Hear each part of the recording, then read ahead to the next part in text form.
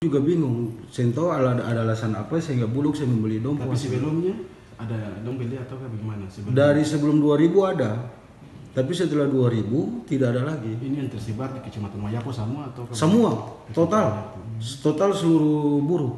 Itu Bulog tidak membeli hasil sawah, padi yang ini oleh masyarakat. Sehingga itu juga kita jadi kaget juga. Karena mestinya kan Bulog itu harus membeli hasil-hasil pertanian masyarakat. Sehingga sekarang itu yang terjadi, masyarakat itu memasarkannya random. Jadi kemana-mana saja yang bisa dijual mereka jual. Dan itu tentu berimplikasi kepada harga.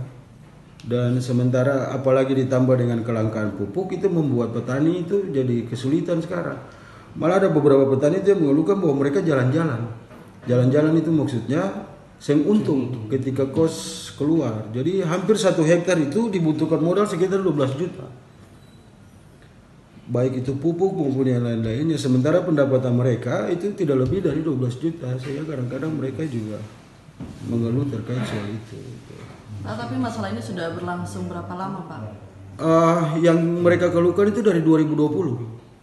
Yang mereka keluhkan itu dari 2020 dan kita berterima kasih dan kaget terhadap hasil temuan itu.